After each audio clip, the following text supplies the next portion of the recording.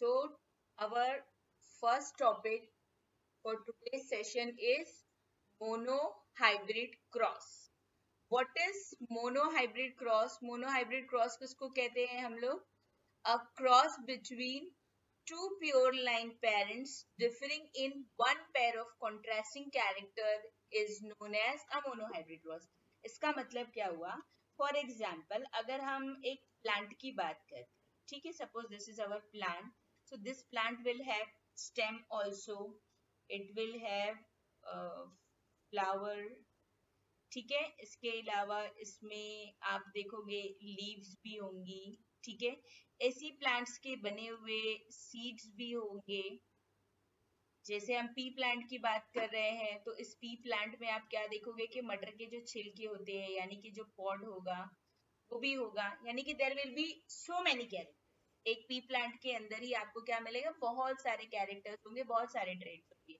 So what Mendel decided, Mendel ने क्या decide किया? मेंडल ने ये डिसाइड किया कि इस प्लांट के दूसरे कैरेक्टर्स में क्या चेंजेस आ रहे हैं मैं उसको नहीं स्टडी करूंगा, एक साथ सारे चेंजेस को नहीं स्टडी करना है. मैंने जिस कैरेक्टर के बारे में सोचा है मैं सिर्फ उस कैरेक्टर पर फोकस करूंगा. तो फॉर एग्जांपल मेंडल ने क्या किया? मेंडल ने डिसाइड किया कि first I will focus on the height of the plant. जैसे कि दो प्लांट है, एक प्लांट जो है वो टॉल है, दूसरा प्लांट क्या है? शॉर्ट है. So what Mendel decided? Mendel decided कि I will concentrate only on the height. और इसके अलावा प्लांट में जो भी चेंजेस आ रहे हैं, फ्लावर में, पॉड में, सीड में, लीव्स में, जो भी चेंजेस आ रहे हैं उसको मेंडल ने क्या किया? इग्नोर किया. फर्स्ट उसने क्या किया? सिर्फ एक ट्रेड को पढ़ा. यानी क्या कर रहे हैं हम लोग यहाँ पर? दो पेरेंट्स ले.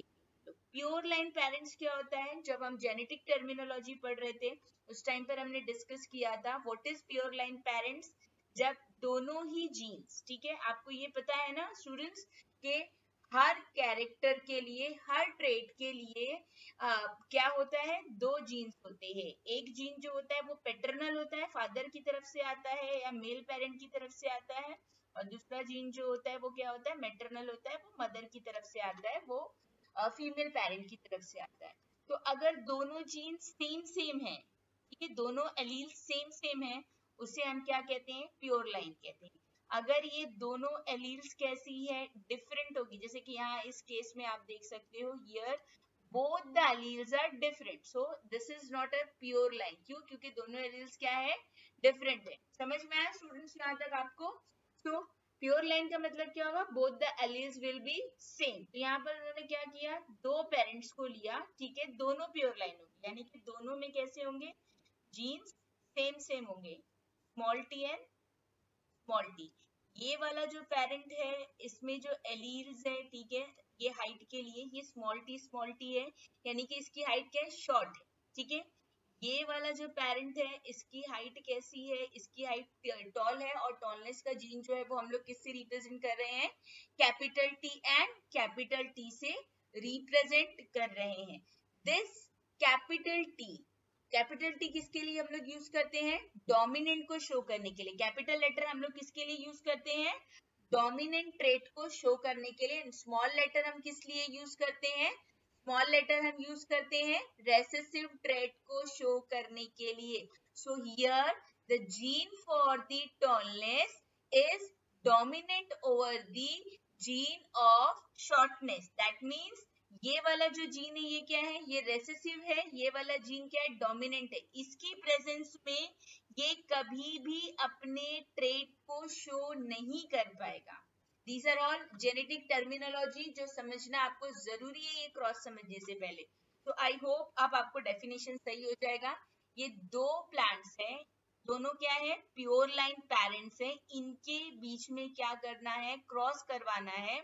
और क्या कंसीडर करना है हमको? We will consider only one pair of contrasting character. We will focus only on the height. बाकी के जो भी चेंजेस हो रहे हैं वो हम इस टाइम पर नहीं पढ़ेंगे. We are focusing only on the one trait.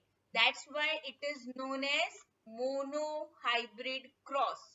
Definition समझ में आया? A cross between two pure line parent differing in one pair of contrasting character, it is known as monohybrid cross. तो इस क्रॉस को represent करने का एक तरीका होता है, आप उस तरीके से, उस फॉर्मेट से अगर आप इसको रिप्रेजेंट करते हो, then only you will get the marks. First जो आपका मार्क्स होता है वो किसके लिए होता है? डेफिनेशन के लिए, which is very simple. Then you have to follow the steps जो अभी आपको आगे दिखने वाले हैं. इस तरीके से आपको इस क्रॉस को शो करना होता है. तो first we will write about the parents. ठीक है, पहला क्या होगा? एक मेल पेरेंट होगा, एक फीमेल पेरेंट होगा. The one is tall. ठीक है, पहला वाला जो है ये क्या है? हम लोगों ने जो फर्स्ट पेरेंट लिया है ये क्या है? टॉल पेरेंट है. अभी हमने पहले ही डिस्कस किया है दिस टॉलनेस. ठीक है, ये जो टॉल पेरेंट है ये डोमिनेंट है, यानी कि इसी के कैरेक्टर्स जो होंगे दिख के आएंगे, इसके कैरेक्टर दिख के नहीं आएंगे. ठीक है, कैपिटल टी इज डोमिनेंट. ठीक है, इसको हम क्रॉस किसके साथ में करवा रहे हैं? ड्वार्फ प्लांट के, शॉर्ट प्लांट के साथ में. And this one is the recessive. Parents क्या है? दो है, toll plant and dwarf plant. which one is dominant? Tall plant is dominant. And which one is recessive? Dwarf plant is recessive. ठीक है, यहां तक आपको समझ में आ गया. ठीक है, now what will happen? ठीक है, नेक्स्ट जनरेशन आगे फॉरवर्ड करने के लिए क्या होगा? There will be a need of gamete. Gamete जब बनेंगे वो फ्यूज होंगे, तभी आगे जाकर के न्यू जनरेशन होगी. आपको ये चीज पता ही होगी कि गैमेट में हमेशा सिंगल जीन आता है, कभी भी डबल जीन नहीं आता. क्यों? बिकॉज आगे जाकर के गैमेट की मिक्सिंग होती है तो वो डिप्लॉइड नेचर रीस्टोर हो जाता है. For that you will see कि जब गैमेट प्रोड्यूस होता है, ठीक है, ये फॉर एग्जाम्पल अगर हम लोग इसको मेल पेरेंट कंसीडर कर रहे हैं अगर, ठीक है, एंड इसको अगर हम फीमेल पेरेंट कंसीडर कर रहे हैं फॉर एग्जाम्पल. ठीक है, तो यहाँ पर जो मेल पेरेंट का गैमेट होगा, जो मेल गैमेट होगा, उसमें एक जीन आएगा, दो जीन नहीं आएंगे. ठीक है, नंबर कैसा होता है? हाफ होता है मियोसिस में. और यहाँ पर भी क्या होगा? गैमेट में क्या होगा? एक ही जीन आएगा, स्मॉल टी आएगा. क्लियर है यहाँ पर students? What will happen after this? Gamete formation हो गया. इसके बाद क्या होगा? There will be a fusion of this two gametes. जो आगे की जनरेशन बनेगी जिसको हम F1 जनरेशन कहेंगे, फर्स्ट फीलियल जनरेशन कहेंगे, उसमें क्या होगा? उसमें ये दोनों जो गैमेट्स होंगे वो एक दूसरे के साथ में फ्यूज होंगे और वापस से आपको दिखेगा कि इस तरीके से डिप्लॉइड नंबर जो है वो क्या हो जाएगा? रीस्टोर हो जाएगा.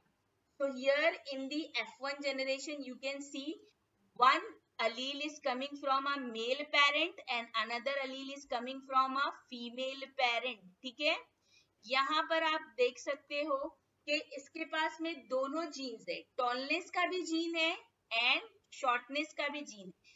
Now this F1 generation is not pure line. ये प्योर लाइन नहीं है. This F1 generation is actually hybrid है, जिसको आप हेट्रोजाइगस भी बोल सकते हो. ठीक है, ये F1 जनरेशन क्या है? हमारी हाइब्रिड है. Why it is hybrid? Because it is having two different type of alleles. ठीक है, it is having both the alleles, allele for the tallness, allele for the shortness. So this is our first filial generation. इसी को हम क्या बोलते हैं? F1 generation कहते हैं, which is a hybrid. यहाँ पर आपको जो प्लांट की हाइट वो क्या मिलनी चाहिए? बिकॉज ये डोमिनेंट जीन है. ठीक है, कैपिटल टी, जैसा हम डिस्कस कर रहे थे जेनेटिक टर्मिनोलॉजी में स्टूडेंट्स, तब मैंने आपको बताया था टॉलनेस को हमने क्या माना था? गुंडा. व्हेन गुंडा इज प्रेजेंट ये क्या करेगा? डरपोक को. रेसेसिव को हमने क्या बताया था एग्जाम्पल में कि ये डरपोक है. तो व्हेन गुंडा इज प्रेजेंट ये क्या करेगा? रेसेसिव जीन को एक्सप्रेस होने नहीं देगा. तो जब डोमिनेंट जीन प्रेजेंट होता है, रेसेसिव जीन होते हुए भी अपने आप को एक्सप्रेस नहीं कर पाता है. That's why what you will see के टॉल ही सारे प्लांट्स आपको मिलेंगे. क्या मिलेंगे? F1 जनरेशन के जितने प्लांट मिलेंगे वो क्या होंगे? टॉल मिलेंगे. समझ में आया यहाँ पर आपको? ठीक है, तो इसका ये मतलब नहीं है कि शॉर्टनेस का जीन गायब हो गया. शॉर्टनेस का जीन है, but because of the dominant gene वो अपने आप को एक्सप्रेस नहीं कर पा रहा है. जब मेंडल ने ये एक्सपेरिमेंट किया था स्टूडेंट्स, तो उसने क्या किया था, डोमिनेंट वाले को फीमेल लिया था और ड्रॉप वाले को मेल लिया था, और उसने ऐसा सोचा था कि उसको 50-50% में भी रिजल्ट मिलेगा। But when he saw the result, उसने क्या देखा कि ऑल द प्लांट्स क्या है, वो सारे के सारे क्या है, टॉल है। तो वो सोच में पड़ गए थे। मेंडल ने सोचा कि ये शॉर्टनेस का जीन कहाँ चला गया, वो सडनली डिसअपियर किस तरीके, आखिर वो मिक्स हो गया, क्या हो गया, समझ में नहीं आया मेंडल को। ठीक है, तो उसके बाद मेंडल ने क्या किया, ये जो F1 जनरेशन मिली, एक ही प्लांट तो नहीं, मेंडल एक साथ बहुत सारे एक्सपेरिमेंट कर रहे थे ना, एक साथ बहुत सारे प्लांट पर यही सेम चीज उन्होंने की थी, मोनोहाइब्रिड क्रॉस। तो उनको बहुत सारे ऐसे F1 के बहुत सारे प्लांट्स मिले होंगे, और ये सारे ही प्लांट्स का जो जीन था वो क्या था, हाइब्रिड था। सारे ही प्लांट के जो एलील्स थे वो हाइब्रिड थे। ये वाला भी अगर कैपिटल टी स्मॉल टी था, तो ये वाला भी क्या रहेगा, capital T and small T. Same, this one will be also capital T and small T. So what he did, next step में मेंडल ने क्या किया, मेंडल ने नेक्स्ट स्टेप में क्या किया, selfing of the F1 generation. अब उन्होंने क्या किया, F1 जनरेशन को ही एज अ दो पेरेंट ले लिया, मेल एंड फीमेल, और ये दो F1 जनरेशन के प्लांट को एक साथ में क्रॉस करवाया। ठीक है, तो here what we are seeing, selfing of F1 generation. यहाँ पर क्या हो रहा है, F1 जनरेशन की सेल्फिंग हो रही है। यहाँ पर दोनों भी parents, students here you can see both the parents are hybrid। दोनों पेरेंट्स क्या है, हाइब्रिड है, क्योंकि इनके पास में दोनों क्या है, अलग अलग एलील्स जो है वो प्रेजेंट है। That's why both the parents are what, they are hybrid. So they will produce two type of gamete. ठीक है, गैमेट में क्या होगा, पॉसिबिलिटी क्या है, या तो ये वाला जीन आ जाए, ये वाला एलील आ जाए, या फिर ये वाला एलील। सेम पॉसिबिलिटीज यहाँ पे भी है, गैमेट में ये वाला एलील भी आ सकता है, टॉलनेस का भी, या फिर शॉर्टनेस का भी एलील आ सकता है। ठीक है, so there are two possibilities gamete में, या तो ये जीन आएगा, या फिर ये जीन, या ये जीन यानी कि टॉलनेस का जीन, या फिर डॉर्फनेस का जीन, दोनों में सेम पॉसिबिलिटीज है। ठीक है, अगर ये दोनों फ्यूज होते हैं, ये वाला capital T and capital T, tall plant होगा। ठीक है, इसको हम लोग कैसे दिखाएंगे, पुनेट स्क्वायर या चेकर बोर्ड जिसको हम लोग कहते हैं, उस तरीके से। इस वाला जो पेरेंट है, ठीक है, ये जो आपको सिंबल दिख रहा है, this is for the female and this one is for the male. किस तरीके से आप इसको याद रख सकते हो, एक ट्रिक मैं आपको बताती हूँ। फीमेल्स जो है मेकअप करती हैं तो मिरर यूज करती है। ठीक है, सो this is the symbol of mirror. ठीक है, इस तरीके से कुछ मिरर वाला सिंबल। ठीक है, मेल्स जो होते हैं वो फाइटिंग वगैरह करते हैं। ठीक है, तो उसके लिए एरो का जो सिंबल होता है हम उसको यूज कर सकते हैं। तो this is the symbol for male and this one is the symbol for female. तो यहाँ पर जिसको भी आप फीमेल या मेल पेरेंट सिलेक्ट करते, दोनों तो सेम है, कुछ फर्क नहीं होता, बट आगे अगर कोई दूसरा क्रॉस करते जिसमें मेल फीमेल डिफरेंट हो, तो आप ये ट्रिक यूज कर सकते हो। तो यहाँ पे सपोज ये मेल पेरेंट है, फीमेल पेरेंट है, ये मेल पेरेंट है, तो ये जो पेरेंट्स होंगे उनके जीन्स, ये जो गैमेट के जीन्स है वो आपको क्या करने होंगे, यहाँ पर लिखने होते हैं पुनेट स्क्वायर में। इसके जीन्स आपने यहाँ पर लिख दिए, और इस वाले के जीन आपने कहाँ लिख दिए, यहाँ पर। क्लियर है स्टूडेंट्स, यहाँ पर हमने क्या लिखे, ये आपको समझना है। यहाँ पर इस तरीके से हम चेकर बोर्ड मेथड से क्या करते हैं, F जनरेशन को रिप्रेजेंट करते हैं, F2 जनरेशन को बताते हैं किस तरह से F2 जनरेशन है। Okay, so here you can सी क्या है, सेल्फिंग ऑफ F1 जनरेशन हुई। F1 जनरेशन जब सेल्फिंग करेंगे तो गैमेट में दो पॉसिबिलिटीज है, या तो ये वाला जीन है या तो ये वाला जीन है, दोनों में से कोई भी जीन आ सकता है। उसको इस तरीके से हम चेकर बोर्ड में लिखते हैं। ठीक है, अगर ये दोनों जीन्स कंबाइंड होते हैं, ठीक है, मैं यहाँ पर रेड कलर से मार्क कर रही हूँ, और यहाँ पर भी आप देख सकते हो, या तो ये और ये जीन दोनों एक पेरेंट से। ठीक है, हमेशा याद रखना आपको, एक पेरेंट से एक गैमेट आएगा और दूसरे पेरेंट से दूसरा गैमेट आएगा। ये वाले पेरेंट से अगर ये गैमेट आ रहा है, ठीक है, तो और ये इस वाले गैमेट से फ्यूज हो सकता है। ठीक है, अगर ये इस वाले गैमेट से फ्यूज हो रहा है, बोथ इज टी, तो होमोजाइगस टॉल मिलेगा। अगर ये वाला गैमेट इसके साथ में फ्यूज हो जाता है, ठीक है, तो यहाँ पर आप देख सकते हो क्या मिलेगा, capital T and small T, this is heterozygous tall plant, ठीक है। और अगर ये वाला और ये वाला कंबाइंड होता है then again we will get heterozygous tall plant, और अगर ये दोनों जीन कंबाइंड होते तो अगेन हम लोग को क्या मिल जाएगा, homozygous dwarf plant. Heterozygous and homozygous I hope आपको याद होगा, जेनेटिक टर्मिनोलॉजी में हमने पढ़ा है, सेम सेम एलील्स है, होमोजाइगस डिफरेंट है, heterozygous. So I hope it is clear to you, ठीक है।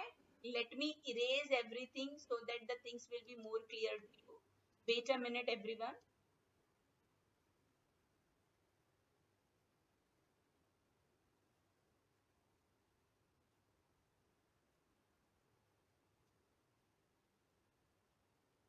Okay, now see here. Again I am explaining you selfing of F1 generation. In the F1 generation, यहाँ पर दोनों parent कैसे हैं, heterozygous है, they are having genes for the tallness also, they are having gene for the shortness also. दिखने में phenotypically they are tall but they are carrying both the genes. तो gamete में चांसेस है tallness का भी gene आ सकता है and shortness का भी जीन आ सकता है in both the parents. And fusion के भी कैसे चांसेस होते हैं, टॉलनेस का जीन टॉलनेस से भी कंबाइन हो फ्यूज हो सकता है, टॉलनेस का जीन शॉर्टनेस के जीन से भी क्या हो सकता है, डॉफ जीन से भी कंबाइंड हो सकता है, और ये वाला जीन ये वाले जीन से कंबाइंड हो सकता है, ये वाला जीन ये वाले जीन से कंबाइंड हो सकता है। तो ये चार पॉसिबिलिटीज है जिसको हम इस तरीके से चेकर बोर्ड से लिखते हैं, कैपिटल टी यहाँ पर लिखा हमने, ये वाला और ये वाला कंबाइंड हुआ कैपिटल टी स्मॉल टी, यहाँ पर भी capital T and small T, capital small T and small T.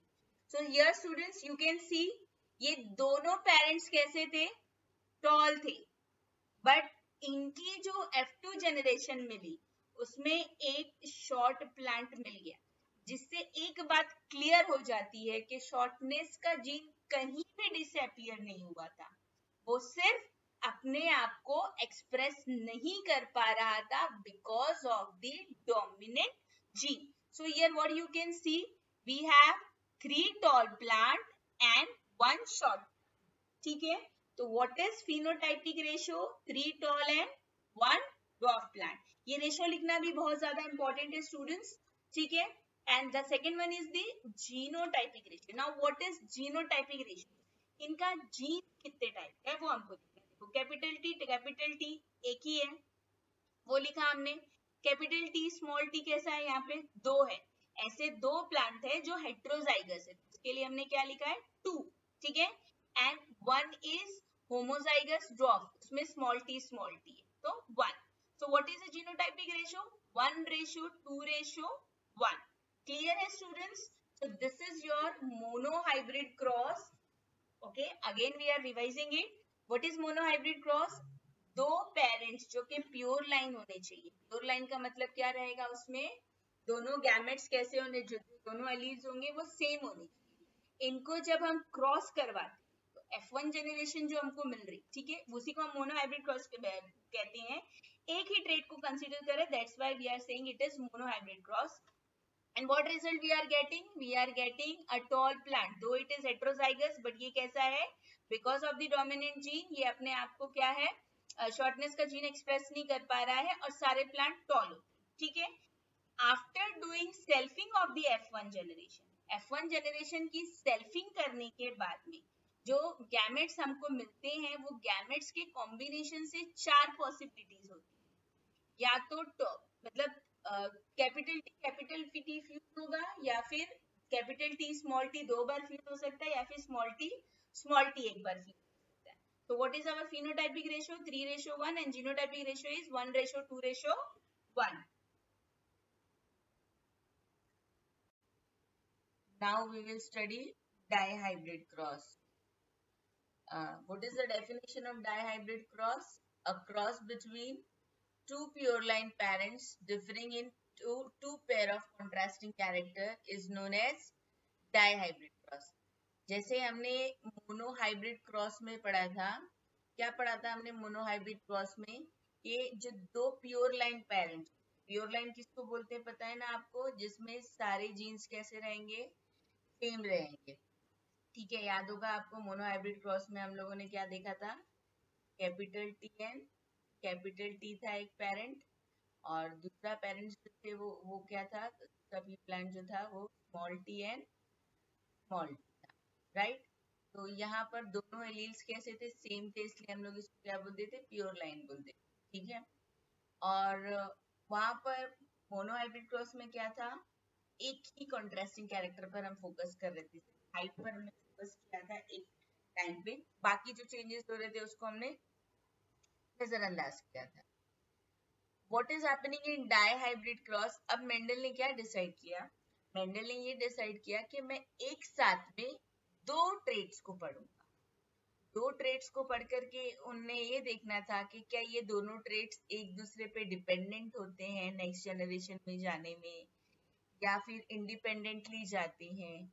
इस तरीके से उन्होंने डाई हाइब्रिड क्रॉस किया था। And for the dihybrid cross he took yellow round seed, ठीक है। अब यहाँ पर उन्होंने क्या किया, सीड पर एक्सपेरिमेंट किया, ठीक है। सीड पे क्या, कलर एंड शेप, ठीक है। तो यहाँ पर उन्होंने दो पेरेंट्स लिया, ये वाला जो पेरेंट है ये क्या है, ये डोमिनेंट पेरेंट है, ठीक है, येलो राउंड। यहाँ पर हम इसको कैपिटल लेटर से दिखा रहे हैं। ये वाला जो पेरेंट है ये कैसा है, ये रेसेसिव पेरेंट है, और रिंकल ग्रीन था ये, ठीक है। सीड का कलर क्या था, ग्रीन, और सीड का शेप कैसा था, रिंकल्ड था। यहाँ पर हमने दो ट्रेड्स को लिया है। दो ट्रेड्स क्या है, shape as well as the colour. और आपको पता है for every trait we have two alleles, one is paternal and another one is maternal. So ये दो जो है, this is for the shape, यहाँ पर भी देख सकते हो आप, सॉरी ये दो जो है this is for the colour. And ये जो दो जीन्स हैं, ठीक है, ये वाला जो ऊपर से मैं इसको ऐसा एरो करके दिखाती हूँ, ये जो दो जीन्स है and this is for the shape, ठीक है। कलर के लिए Y Y capital Y because दो जीन्स है, एक पैटर्नल एक मैटरनल। और शेप के लिए कैपिटल आर स्मॉल आर बता रहा है, यहाँ पर स्मॉल आर लिया है हमने। तो दिस इज दी ये जो है कलर का जीन, मतलब कलर दोनों के लिए दो दो जीन्स होगी। अब गैमेट में क्या होगा, one gene will come for the colour, और अनदर जो होगा वो किसके लिए आएगा, वो आएगा हमारा शेप के लिए आएगा। रिमेम्बर यहाँ से एक जीन और यहाँ से एक जीन, एलील्स कैसे हैं, ये जो दो एलील्स हैं दो डिफरेंट ट्रेट्स के लिए, बट एक ट्रेट के लिए एक ही जीन आएगा, ठीक है। तो इन द गैमेट क्या होगा, वाई आर, और यहाँ पर क्या होगा, स्मॉल वाई स्मॉल आर। क्यों, क्योंकि गैमेट में क्या होता है, हमेशा मियोसिस के थ्रू क्या होता है, एक जीन ही आता है, रिडक्शनल डिवीजन होता है, क्योंकि आगे जाकर जब दोबारा फ्यूजन होगा तो ये अपना डिप्लॉयड नंबर जो होगा वो क्या कर लेंगे, रिस्टोर कर लेंगे। सो दैट्स व्हाई जो गैमेट है वो गैमेट में आपको क्या मिलेगा, एक जीन किसके लिए होगा, कलर के लिए, and another gene will be for the shape, ठीक है। तो ये वाला जो गैमेट है वाई आर, ये वाला जो है स्मॉल वाई स्मॉल आर, ठीक है। ये कैपिटल वाई कैपिटल आर, और ये वाला स्मॉल वाई स्मॉल आर। अब जो F1 जनरेशन है, ठीक है, F1 जनरेशन में अगेन व्हाट मेंडल सॉ, जितने भी न्यू प्लांट्स मिले वो सब डोमिनेंट पेरेंट के जैसे, जीन्स दोनों के लिए है, ठीक है, स्मॉल वाई भी है स्मॉल आर भी, बट वो अपने आप को एक्सप्रेस नहीं कर पाया। क्यों, क्योंकि यहाँ पर डोमिनेंट जीन येलो रंग का था, डोमिनेंट था, तो डोमिनेंट की प्रेजेंट में रेसेसिव जो है वो अपने आप को एक्सप्रेस नहीं कर पाया। तो all the F1 generation was yellow round, ठीक है। ये प्योर लाइन नहीं है, ये हाइब्रिड है, जैसा मोनो हाइब्रिड क्रॉस में भी आपने देखा था। हाइब्रिड क्यों, बिकॉज इसके पास दोनों जीन है, डोमिनेंट भी है रेसिसिव भी है, यानी कि डिफरेंट एलील प्रेजेंट है। हम लोग प्योर लाइन किसको बोलते हैं, जिसमें सेम एलील प्रेजेंट होते हैं, क्लियर है। This is the F1 generation. अब नेक्स्ट स्टेप क्या होगा, selfing of the F1 generation. Next step में क्या हुआ है, F1 जनरेशन को की सेल्फिंग की। अब यहाँ पर स्टूडेंट देखो, ये F1 जनरेशन जो है, ठीक है, capital Y capital R small r, ठीक है। यहाँ पर अगर पहला वाला ट्रेट हम लोग लेते हैं, ठीक है, capital Y small y capital R and small r, ये हाइब्रिड है, ठीक है। अब जो गैमेट फॉर्मेशन होगा, गैमेट फॉर्मेशन में कैसा होगा, एक जीन किसके लिए आएगा हमारा, एक जीन आएगा शेप के लिए और एक जीन जो आएगा वो किसके लिए आएगा, कलर के। कैपिटल Y किस लिए, कलर के लिए, और स्मॉल y भी किसके लिए, कलर के लिए। कैपिटल R कलर के लिए, स्मॉल r कलर के लिए। तो एक जीन डेफिनेटली किस लिए आएगा गैमेट में, कलर के लिए, शेप। तो अगर और दूसरा वाला किसके लिए आएगा, अगर ये दोनों कंबाइंड होंगे तो क्या आएगा, कैपिटल Y कैपिटल R। अगर ये दोनों कंबाइंड होंगे, ठीक है, तो क्या आएगा, capital Y and small r। समझ में आ रहा है। एंड अगर ये दोनों जीन्स कंबाइंड होते हैं, ठीक है, ये वाला, तो क्या आएगा यहाँ पर, स्मॉल y कैपिटल R। और अगर ये और ये कंबाइंड होते हैं तो क्या आएगा, स्मॉल y स्मॉल r, ठीक है। दोनों में यही पॉसिबिलिटीज होगी, दोनों में ऐसे ही गैमेट बनेंगे, दोनों तरफ से क्या होगा, दोनों ट्रेड्स के लिए एलील्स आएंगे। कैपिटल Y यहाँ से अगर ये कंबाइंड होता है तो कैपिटल R, ठीक है। यहाँ से कंबाइंड हो रहा है कैपिटल Y स्मॉल r आ सकता है, small y capital R small r और स्मॉल y हो सकता है, ठीक है। तो दोनों में सेम बनेगा, इसलिए यहाँ पर हमने उसको एक ही बार लिख दिया है कि ये गैमेट बनने की possibility. Now what will happen in the F2 generation, इसको हम लोग पुनेट स्क्वायर से चेकर बोर्ड से दिखा रहे हैं, ठीक है। यहाँ पर क्या करेंगे, एक पेरेंट का पूरा जीन लिख देंगे और यहाँ पर क्या करेंगे, दूसरे वाले पेरेंट का जो पूरे पॉसिबल एलील उसको लिख दिया जाएगा, जो कि सेम है, ठीक है। अब इनके पॉसिबल आउटकम्स क्या होते हैं वो हम लोग इस तरीके से क्रॉस बना करके दिखा सकते हैं, ठीक है।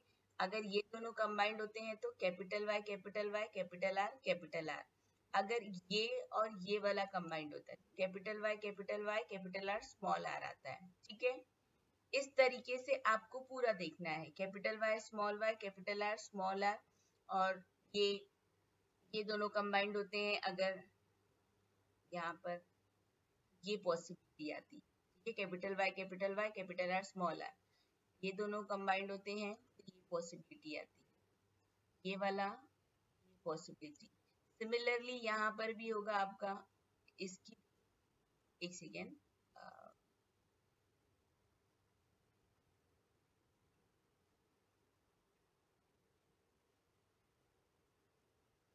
अगर ये वाला और ये वाला कंबाइंड होता है तो ये पॉसिबिलिटी, ये वाला गैमेट कंबाइंड हो सकता है इस गैमेट से, तो ये पॉसिबिलिटी।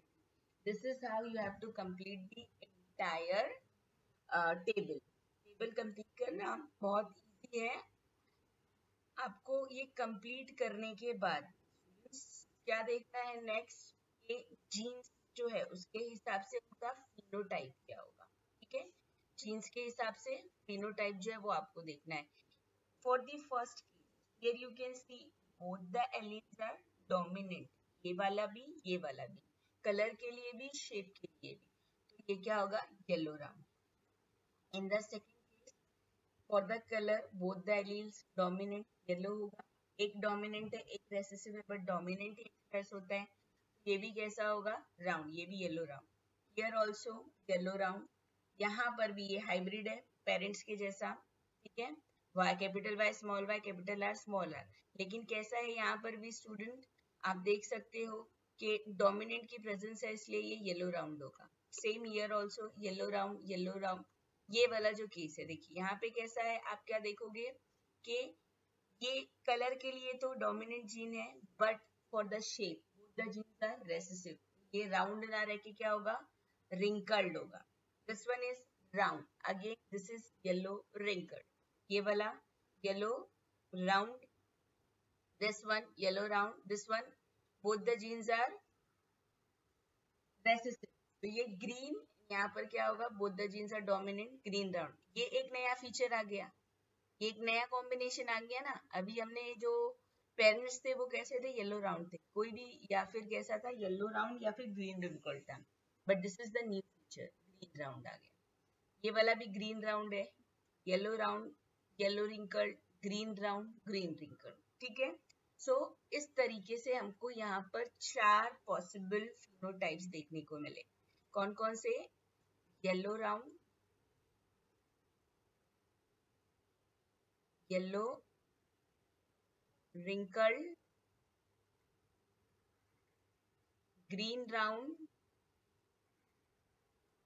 and green wrinkled। अब हमको काउंट करना है येलो राउंड कितने फिनोटाइप के लिए।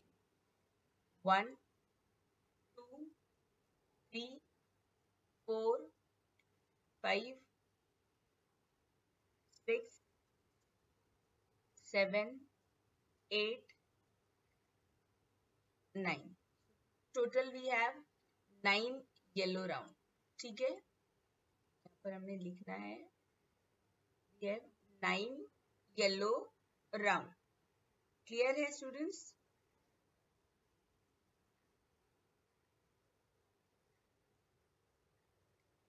Next what we will count, next हम लोग काउंट करेंगे येलो रिंकल्ड कितने हैं, ठीक है।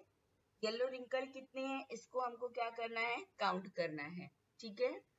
तो आप सर्च करना स्टार्ट करो, yellow wrinkle 1, yellow wrinkle 2 and yellow wrinkle 3। यहाँ पर कितना है ये 3। We have total 3 yellow wrinkle. Next what we will see, next क्या है हमको देखना है कि ग्रीन राउंड कितने हैं।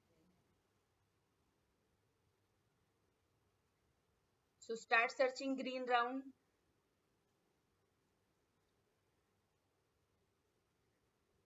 1 2 एंड 3। तो ग्रीन राउंड भी कितने हैं हमारे पास, 3, ओके। एंड ग्रीन रिंकल कितने हैं हमारे पास में, उसको भी हम डायरेक्टली देख लेते हैं। ग्रीन रिंकल एक ही है सर, तो यहाँ पर 1। तो what is our phenotypic ratio, the phenotypic ratio is 9:3:1। समझ में आया? यहाँ पर हमको 2 न्यू फीचर्स मिले, बिकॉज एलील्स एक दूसरे पर डिपेंडेंट नहीं थे, एलील्स जो थे एक दूसरे से इंडिपेंडेंट थे। वो एक साथ में नेक्स्ट जनरेशन में नहीं जा रहे थे, वो अलग अलग नेक्स्ट जनरेशन में जा रहे हैं। इस वजह से आपको 2 न्यू फीचर यानी 2 अलग वेरिएशन देखने के लिए मिले। येलो राउंड तो था, but green round and yellow wrinkle, ये 2 न्यू फीचर्स आपको देखने के लिए मिले F2 generation। What is the phenotypic ratio? The phenotypic ratio is 9:3:1। Okay, 9 yellow round, 3 yellow wrinkle, 3 green round and 3 green wrinkle। This is how you can count genotype also। This is your homework, you have to count the genotype। अलग अलग type के आपको jeans मिलेंगे, जैसे capital Y capital are कितने हैं, तो एक है, वो आपने लिखना है। Capital Y capital R small r, ऐसे ऐसी कंडीशन कितनी है आपको देखो, यहाँ पर एक है, यहाँ पर एक है, और कहीं पर है क्या, ये आपको सर्च करना है, नहीं होगी और एक condition. Second is 2, third one capital Y small Y capital R. So ऐसी कंडीशन और है क्या कहीं पर, ये आपको सर्च करना है, अगर है तो देखना है। This is how you will count genotype also. Clear? Now we have to study the 3 laws of Mendel, ठीक है। On the basis of his crosses, Mendel ने जो 2 क्रॉस किया था, monohybrid cross and dihybrid cross, उसके base पर उन्होंने 3 laws बनाए थे। The first law is law of dominance, ठीक है। लॉ ऑफ डोमिनेंस का मतलब क्या होता है, जैसा आपने मोनोहाइब्रिड क्रॉस में भी देखा है और डाइहाइब्रिड क्रॉस में भी देखा है कि when dominant allele is present, ठीक है, जब डोमिनेंट एलील प्रेजेंट होती है तो वो रेसेसिव के ट्रेट्स को एक्सप्रेस होने नहीं देती है। इसी को हम क्या कहते हैं, लॉ ऑफ डोमिनेंस। मेंडल ने जो अपना एक्सपेरिमेंट किया था, अपने एक्सपेरिमेंट में उन्होंने ये नोटिस किया कि व्हेन द डोमिनेंट एलील, जैसे कि यहाँ पर ये एग्जांपल लिया हुआ है कि ये एक रेड फ्रूट है, ये वाला जो है ये क्या है, एक येलो फ्रूट है, and here it is showing कि ये जो रेड फ्रूट है ये कैसा है, ये डोमिनेंट है, ठीक है, इसलिए इसके जूस को कैपिटल लेटर से रिप्रेजेंट किया जा रहा है, and this one is the recessive. So जो नेक्स्ट जनरेशन आती है, this represents the next generation. Same law of dominance के लिए आपको सेम मोनोहाइब्रिड क्रॉस का ही एक्सप्लेनेशन देना है, मोनोहाइब्रिड के का ही जो चार्ट है, जो मेथड है, जिस तरीके से वो एक्सप्लेन किया गया है, वही सेम आपको क्या करना है, वापस से एक्सप्लेन करना है। जस्ट अभी मैंने रिसेंटली ही उसको किया है एक्सप्लेन, तो इसलिए मैं यहाँ पर सिर्फ एक पिक्चर के थ्रू आपको एक्सप्लेन कर रही हूँ कि आपका होमवर्क होगा कि आपको क्या करना है, लॉ ऑफ डोमिनेंस लिख करके एक मोनोहाइब्रिड के एग्जांपल को सॉल्व करना है। तो what is law of dominance, law of dominance किसको बोलते हैं, इसका डेफिनेशन है when two alleles of an inherited pair is heterozygous। ये F1 जनरेशन की बात कर रहे हैं कि ये जो दो एलील्स है जो पेरेंट्स से इन्होंने इनहेरिट किए, when it is in heterozygous condition, यानी कि सेम नहीं है, अलग अलग है, तो that is allele that is expressed is dominant, whereas alleles that is not expressed is recessive।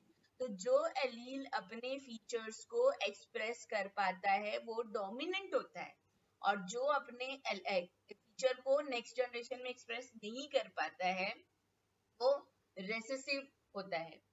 ये मेंडल की फाइंडिंग जो है, it is not universally acceptable, because ये गलत नहीं है, ऐसा होता है, बट आगे जब और एक्सपेरिमेंट्स हुए तो व्हाट ही फाउंड, मेंडल को क्या मतलब लोगों ने, साइंटिस्ट लोगों को क्या मिला, व्हाट पीपल फाउंड कि देयर आर फ्यू फीचर्स जिसमें दोनों एलील्स क्या होते हैं, इक्वली डोमिनेंट हो जाते हैं या फिर पार्शियली डोमिनेंट। आगे आप को डोमिनेंस, इनकम्प्लीट डोमिनेंस वगैरह के फीचर पढ़ोगे तो आपको समझ में आएगा। लॉ ऑफ डोमिनेंस का जो फंडा है, it is not universally acceptable, किसी किसी में ये होता है और किसी किसी में ये नहीं भी होता है। कैसे नहीं होता है, आगे आप मेंडेलियन जेनेटिक्स जब पढ़ोगे तो क्लियर हो जाएगा, but I think law of dominance आपको समझ में आ गया होगा कि डोमिनेंट जीन जो है वो रेसेसिव जीन को एक्सप्रेस नहीं होने देता है, वो हाइब्रिड कंडीशन में होता है, और इसको क्या कहा जाता है, लॉ ऑफ डोमिनेंस कहा जाता है। Next is the law of independent assortment. Law of independent assortment आपको डाई हाइब्रिड क्रॉस के बेस पर ही बताना होता है। जैसा कि हमने डाई हाइब्रिड क्रॉस में पढ़ा है, यहाँ पर दो फीचर्स हम लोग पढ़ते हैं। एक क्या पढ़ा था हम लोगों ने, shape and colour, this is yellow round, this is green wrinkled seed, ठीक है। In the F1 generation due to the law of dominance हमको क्या मिला था, ये सारे कैसे थे, ये सारे सीड जो हमको मिले थे येलो राउंड थे, दे आर हाइब्रिड, इनके पास में रेसेसिव जीन है, बट डोमिनेंट की प्रेजेंस की वजह से वो अपने आप को एक्सप्रेस नहीं कर पाए। Now what is happening in F2 generation, उसके बेस पर हम लोग क्या करेंगे, मेंडल के लॉ को एक्सप्लेन करेंगे। First, I will read the definition. Mendel's law of independent assortment states that alleles of two different genes get sorted into the gametes independently of one another. In other words, the alleles of a gamete received for one gene does not influence the allele received for the another. क्या कह रहा है ये कि दो alleles हैं यहाँ पर, the one allele is for the colour, ठीक है, एक ये जो ट्रेट है और कलर के लिए है ये दोनों एलील्स, और यहाँ पर दूसरा ट्रेट क्या है, शेप के लिए है। तो ये जो कलर के एलील्स होंगे, ठीक है, वो गैमेट में आने के टाइम पर वो शेप को इन्फ्लुएंस नहीं करते, ये दोनों इंडिपेंडेंटली आते हैं। समझ में आ रहा है, यानी कि ऐसा है कि मैं दोस्ती नहीं है इनकी ऐसी कि मैं येलो हूँ तो मेरे साथ में राउंड ही रहेगा, मैं रिंकल्ड हूँ तो मेरे साथ में ग्रीन ही रहेगा। अगर ऐसा होता तो हमको F2 जनरेशन में, आपने डायहाइब्रिड क्रॉस में देखा है कि हमको नए फीचर्स मिले, yellow wrinkled and green round, ये दो न्यू फीचर्स मिले थे हमको। अगर ये एक दूसरे को इन्फ्लुएंस करते तो F2 जनरेशन में हमको सारे जो सीड्स थे वो हमको येलो राउंड या ग्रीन रिंकल्ड मिलने चाहिए। ये लेकिन हमको क्या मिले यहाँ पर, येलो राउंड भी, yellow wrinkled and green round, ये दो न्यू फीचर्स भी मिले। तो ये इसका मतलब ये होता है कि एलीज जो जाते हैं गैमेट्स में, जो नेक्स्ट जनरेशन में जाते हैं, वो क्या है, वो एक दूसरे को इन्फ्लुएंस नहीं करते, वो अपना अपना इंडिपेंडेंटली जाते हैं, अपने ही कैरेक्टर पे वो फोकस करते हैं, दूसरे को क्या कर रहे हैं वो इन्फ्लुएंस नहीं कर रहे। हाँ, अगर दोनों जीन रेसेसिव आते हैं, दोनों जीन डोमिनेंट आते हैं, तो उस हिसाब से वो अपने फीचर्स को क्या है एक्सप्रेस कर पाएंगे। अगर ऐसा सिचुएशन नहीं आता तो आप क्या देखोगे कि वो अपने आप को एक्सप्रेस नहीं कर पाते। तो लॉ ऑफ इंडिपेंडेंट असॉर्टमेंट क्या कहता है कि एक जीन जो है दूसरे जीन को क्या करता है, इन्फ्लुएंस नहीं करता है गैमेट के अंदर, ठीक है। This phenomenon is also not universally acceptable, ये भी यूनिवर्सली एक्सेप्टेबल नहीं है। इसी चैप्टर में आगे जब आप लिंकेज एंड क्रॉसिंग ओवर के बारे में पढ़ोगे, then you will come to know कि देयर आर सर्टेन जीन्स जो एक दूसरे से काफी टाइटली लिंक्ड होते हैं, काफी टाइटली बाउंड होते हैं, जिसकी वजह से वो एक दूसरे से सेपरेट नहीं होते, और गैमेट में कैसा होता है वो साथ ही साथ जाते हैं। बट मेंडल ने जो एक्सपेरिमेंट किया, ही वाज लकी आल्सो कि उन्होंने जो पी प्लांट का सिलेक्शन किया, इसमें उनको ऐसे रिजल्ट्स मिले जो उनको ज्यादा कंफ्यूज नहीं कर पाया और स्ट्रेट रिजल्ट मिला। तो पी प्लांट में ऐसा केस उनको नहीं मिला। पी प्लांट में क्या था कि हर एक फीचर के लिए हर एक एलील इंडिपेंडेंटली जा रहा था, वो साथ में टाइटली बाउंड नहीं था कि भाई येलो वाला जा रहा है तो उसके साथ में राउंड जाना कंपलसरी है। ऐसा नहीं हुआ, हर एक फीचर इंडिपेंडेंटली गया, एक दूसरे को इन्फ्लुएंस नहीं किया।